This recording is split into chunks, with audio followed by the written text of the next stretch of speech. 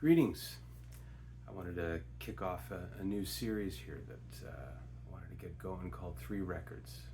And the premise is pretty easy. I'm going to have three records that I'm going to showcase and talk a little bit about my background with them and just overall how they've made me feel. And if I'm able to have some of you out there who haven't absorbed these records discover them, well, that just goes part and parcel with sharing the joy of music, which is something I've always strived to do on this channel, whether it be the covers that I do, video essays, the slowly emerging original content, original compositions of mine. So today we have, starting things off, Zappa and the Mothers of Invention, Roxy and Elsewhere. Frank Zappa, I could talk for hours about how he influenced me, influenced my just wanting to explore music on a more technical and interesting level, just outside the norm. This guy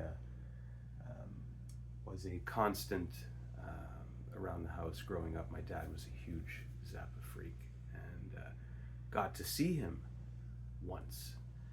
Tom Waits opened for that show in Montreal, and I believe, I want to say Peter Tosh was on the same bill.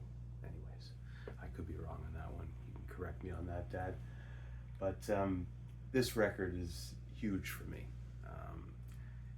Being a live record, I've always loved live music, and when it's done well and it's recorded well and captured well, it's a treat for my ears.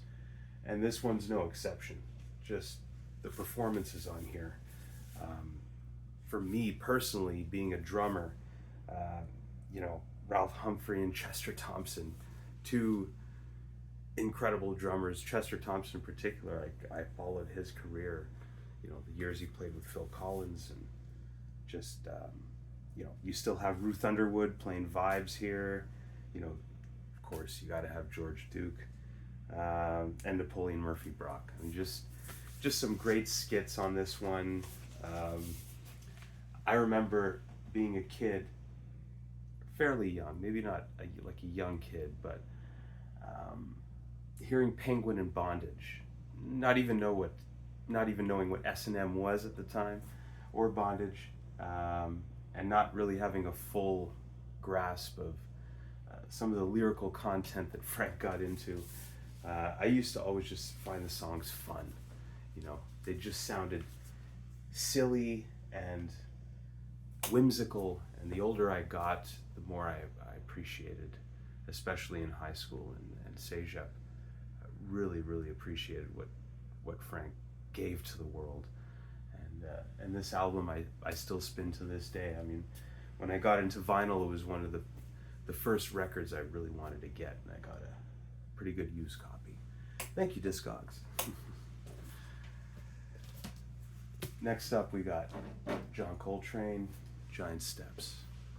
Now, when I was going to Cégep, and we used to jam a lot, just in the practice spaces, people would just convene and, hey, let's pull out a chart, let's play something, or let's vamp on a set of chords for 30 minutes or whatever.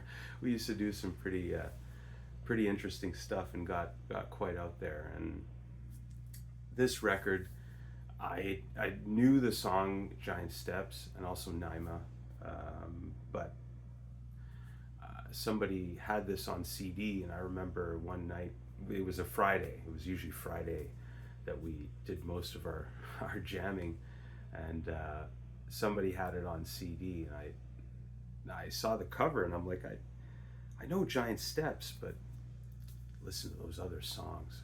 Good Lord. To this day, the playing on this record is just like a steam engine. In particular, Countdown. There was a day where Countdown hit me at the right moment, and I just couldn't stop listening to it.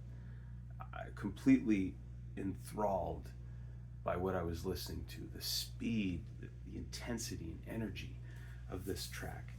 And then a few years later, I remember the algorithm, YouTube, just gracing me with this jazz vocalist. I forget her name, but I don't think she was known or anything, but I believe she looked Indian, like Punjab or something. I think some kind of East Asian, but she did a cappella version of this song, the whole melody. So go out there and listen to Countdown if you don't listen to this record, and tell me that isn't complete, absolute fire for your ears. Don't get burned.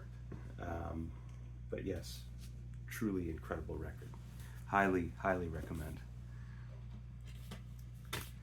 And last up, we have Friday Night Live in San Francisco. Or, sorry, Friday Night in San Francisco. Back in Vanier, we always used to say Friday Night Live in San Francisco. I don't know why we added the live. There's no story behind that. So you got Al Di Meola, John McLaughlin, and Paco de Lucia. 3 towering mammoth players, each in their own right. And I wasn't familiar with either of them. Al Di Meola I had heard a little bit, one record that my dad had. I don't think he had it. I think he told me about it, and I seeked it out. But this was recorded, obviously another live record. This encompasses tracks that feature either 1, 2, or all 3. So a combination of them. And this is a record that I'm not one to play air guitar, but I've caught myself in moments it's just so technically brilliant, and they fly on those strings like nothing I've ever heard before. And just the musicianship at play, the improvisation, the melding of genres, like how you can mix flamenco and jazz and classical and blues, and it's all in there, and incredible playing. And the track Guardian Angels, I believe it's not plural, it's singular, isn't it? Yes, Guardian Angel, so singular. One of the most beautiful, I repeat, beautiful guitar pieces I've ever heard. Absolutely gorgeous melodies, and the sweeping movements that they do with their instruments that just bring out that wonderful butter for the ears.